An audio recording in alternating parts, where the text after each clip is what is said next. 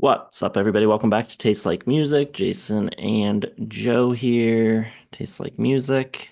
Today we are talking about our favorite records of the decade so far, with 2024 now being over. We are halfway through the decade, so we're taking a second to look back.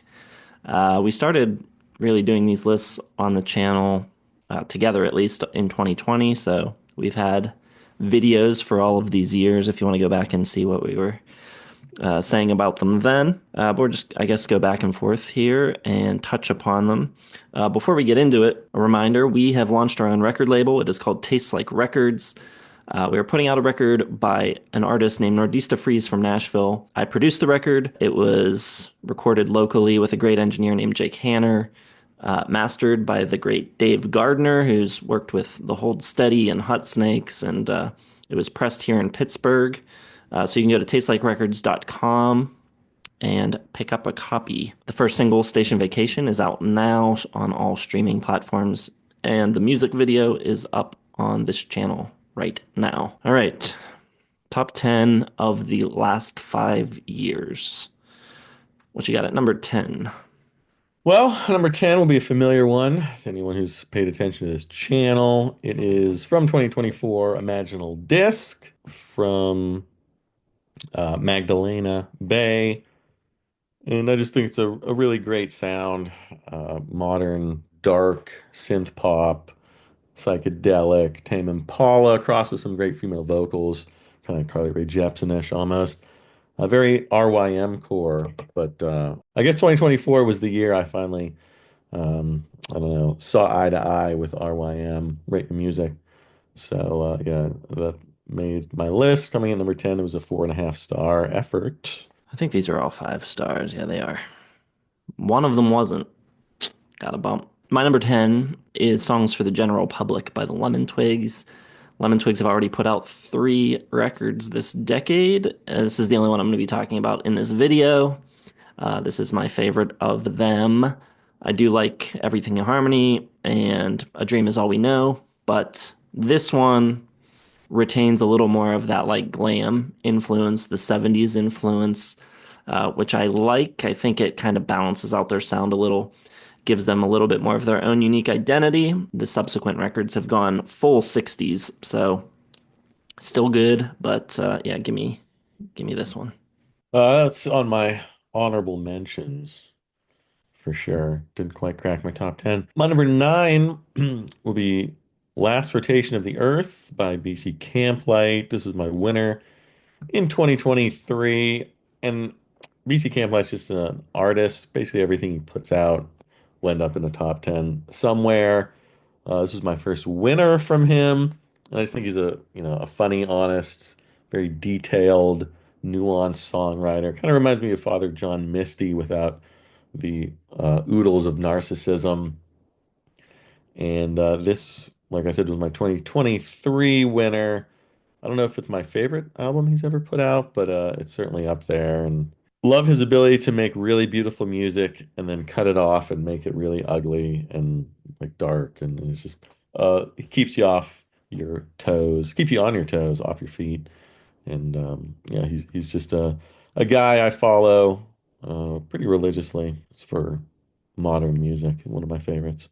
All right, going to 2021 for my number 9. It is Two Saviors by Buck Meek, guitarist for Big Thief, solo record, his second solo record. And yeah, I think he's just a great songwriter. I think he's a great guitarist. His vocals aren't for everybody, but I like his vocal delivery, and his lyrics, I think, are just really good at kind of like conjuring images. He's really descriptive in his lyrics and a good storyteller. I got my next three all come from 2021. Mm. My number 8 is going to be not the winner, not the runner-up, but the third favorite album of the year, Hushed and Grim from Mastodon. My favorite Mastodon record, bar none. A double album. A little less abrasive than usual, a little more emotionally focused, very varied songwriting. And I just thought it was a really good direction for them to take. They can go anywhere from this. I think they have an album coming out this year. So super interested to see where they go after this one. sort of their, I don't know, get everything off their chest, come clean, and now rebirth, perhaps. We'll see. My number 8 is going back to 2020. My winner of the year, St. Cloud by Waxahachie. Yeah, I like this way more than last year's Tiger's Blood. I think it's just way more interesting, especially coming from where she was doing more like a alternative indie rock thing, and then coming into this sort of like pseudo country Americana area. I think it was just really interesting at the time to hear her voice doing something so different, and like the arranging and stuff. There were some like interesting keyboard sounds on this record, and I feel like all like the little interesting things sprinkled throughout this record were kind of done away with on Tiger's Blood. But this one, I think it's just like the peak of her songwriting and the most interesting version of this sound for Waxahachie. All right, my number seven, also from 2021. I think I may flip the order of my winners and runners up for this year. So I have Pink Noise by Laura Mvula. But this was really great. Kind of, you know, bounce between late 80s synth pop, kind of like Peter Gabriel, and early 90s R&B.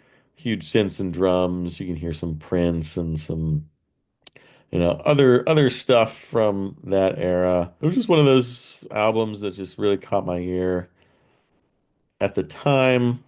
I don't know if I like it as much as I do then as I do now, but still a fine record, Pink Noise. All right. Number 7 for me, a record that switches up the order of things because I had this lower than some things not making my list.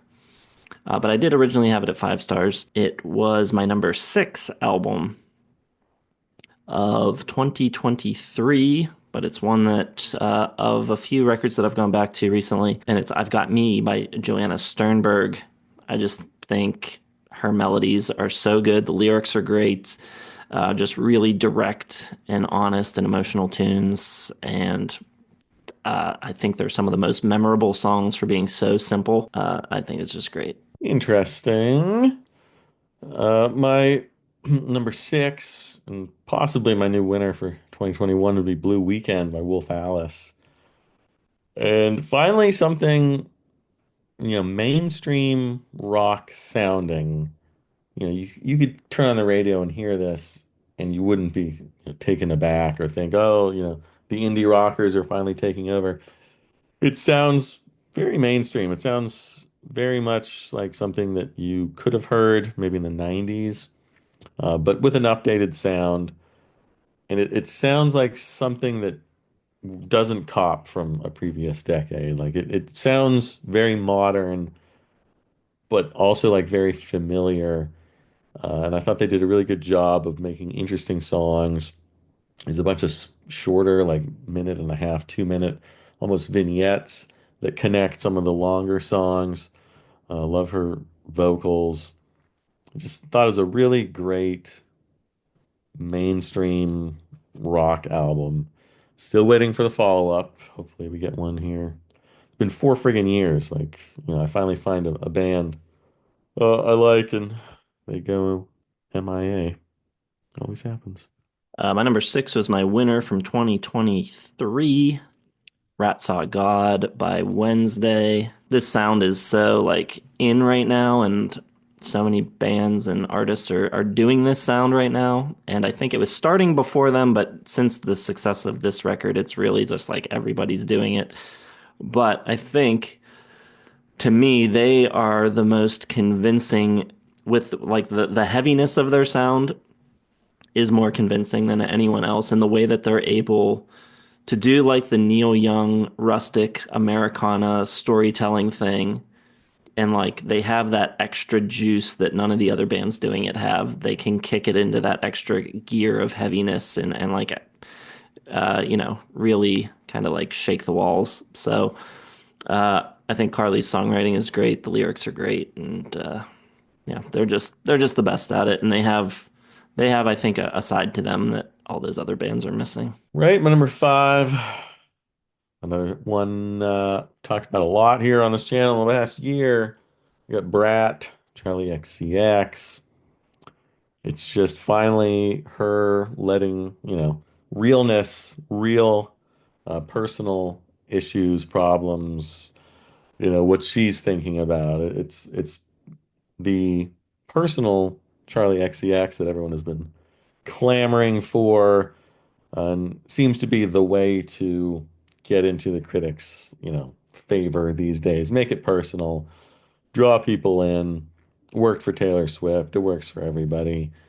And she doesn't totally abandon her glitchy pop ways, but it's not hyper pop, and it's not Taylor Swift or Gracie Abrams or Ariana Grande kind of like basic pop either. It's right in the middle. It draws in both worlds. And I think that was the sweet spot for everyone to be like, all right, this is it. This is what we've been waiting for. Finally fulfilled her promise that she showed back in, 2014 she could be a pop star. She kind of went off the reservation and did her whole hyper pop thing, but so I guess she wanted to be famous. She wanted to make a bunch of money, so she's back. Brat. Everybody loved it. Everybody had a Brat summer. My number five is Kevin Morby with This Is a Photograph. My number two runner-up album in 2022. Kevin Morby's 2019 record, Oh My God, is an incredible record. It was my album of the year that year. He followed that up with a record I can't even remember the title of off the top of my head right now. During the pandemic, I thought it was not, it was a huge drop off. I was pretty disappointed with it. Then when he came back with this one just blew my mind. Not, maybe not quite, oh my God, but really close to the same quality. Um, his lyrics are so, so good. He's like this, I don't know, rock and roll poet. And I don't know, something about the way he repeats things and like the way the songs build. It's just like these mantras. And it kind of just, I don't know, it kind of lifts my spirit in the way that most modern rock music does not. Okay. My number four, going back to the first year on the channel, the winner, an easy winner that year, Sawayama from Rina Sawayama, which blew my mind when I heard it. It was so weird. It was like going back to TRL in 2000. There was like this pop punk, there was new metal, there was like Evanescence, there was J-Lo. It was like all these things that she was drawing from in a way that I just had not heard anyone attempt at all. And I don't know if anyone else, even since then, has even come close to replicating any of that sound as well as she did. And just thought it was really cool. She kind of just went like full Lady Gaga for her next album, which was a little disappointing. I still liked it, but not close to Sawayama. This was just a mind blower back on the first year on the channel. My number four, my biggest riser since the original list, Joanna Sternberg made a little jump, but this one was 4.5 stars in my number 10 of the year in 2022. It is Mi Cosas Invisivas by Tim Bernardes. And this is the record probably from the whole decade so far that I've gone back to the most in the subsequent years. It benefits from being like really kind of mellow and relaxing, and it's easy to put on in lots of situations. So it gets more plays than maybe some other things. And I just love his voice and his songwriting. His melodies are incredible. The way he arranges is great. Yeah, it's just a really nice, chill, adaptable to any situation type of record. And just, yeah, just gorgeous. Yeah, I mean, I really haven't gone back to like any of these records except for my trifecta at the top of 2022. And I have upgraded at least one of these to 5 stars. So I do have two 5 star records for this decade or this half decade or whatever. Um, and I have shuffled again the order here.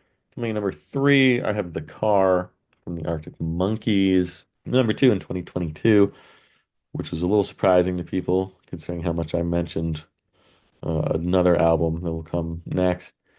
But I just really love the way the direction they went with this. Songs like Jet Skis on the Moat and There Better Be a Mirror Ball and Body Paint. It's just like this incredibly cool. I don't know. It's smooth and seductive, and Alex Turner kind of becomes a crooner. Reminds me a little bit of, I don't know, like Scott Walker-ish a little bit, but there was some, Curtis Mayfield and some Hans Zimmer in there.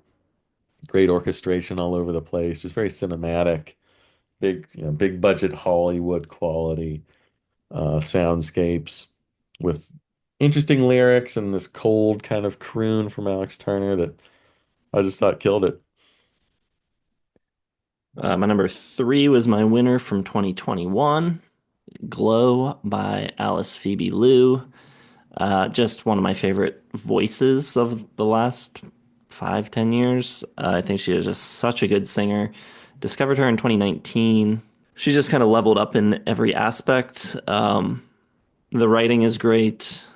The arrangements are like really cool and like sophisticated and kind of jazzy. And the production simultaneously feels like very classic and like 60s, 70s, but also has this element of like modern indie kind of Mac DeMarco where you're like swimming in chorus and yeah, it's just super cool. I like it a lot.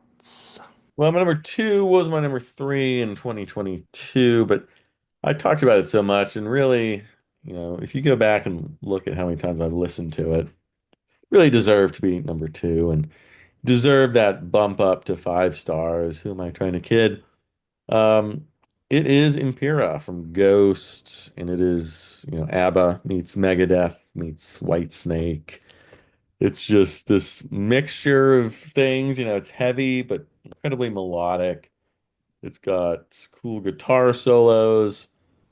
It's just got everything I want in an album. And I listened to it just so many times. I probably made myself sick of it at one point, but I listened to it a couple weeks ago. I was like, yeah, this really just hits for me. I'm gonna bump it up to 5 stars. Why not? Number two for me is my newest winner, 2024's album of the year, I Wanna Run Barefoot Through Your Hair by Christopher Owens. Just I don't know, still riding high on it. I just think the songs are incredible. The guitar playing is so good, and just the story and all the emotion in it. If you don't know, I talk about it more in depth in the other video, but basically his life was in shambles. He was homeless. He had his trailer that he was living out of stolen with his guitar and his cats in it, and just was like at rock bottom. And yeah, he comes back with this record that I think is the best thing he's done ever. I think it tops the girls' records and the best of his previous solo work. And yeah, just a triumph. Well, my number one with a bullet, not even close, is the only album from this decade, maybe from the past, I'm trying to think here, at least 10 years, maybe even longer. I don't know. I'll have to do the math, but the only album from this decade for sure that will make my top 250 albums of all time is Blue Rev by Always. Just such a great album.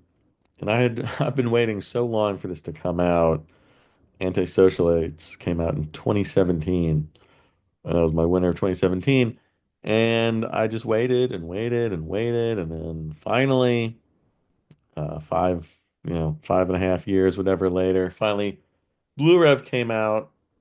And it not only met my expectations, which were, as high as they possibly could be. Like, I didn't think it would be possible for them to meet what I had built up this album in my mind to be. And yet they surpassed it in basically every way.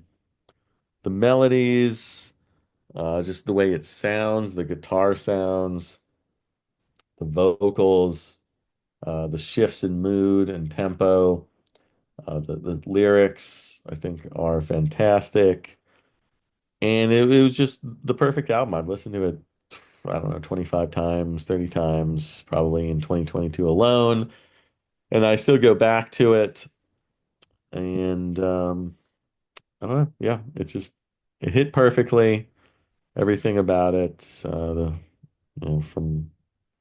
everything from the production, the songwriting, to the guitars, to the drums, the bass, the synths, the mood, just all hit right. And it is definitely my favorite album of this decade, and probably have to go back, I don't even know, 2006 maybe to find an album that I like as much. So yeah, it's worthy winner. Can't wait to hear what they do next. Probably won't meet my expectations, but at least I had one album in my friggin' life that blew me away despite, you know, being so ready for it that I thought nothing could fulfill my needs, but it did. It really did.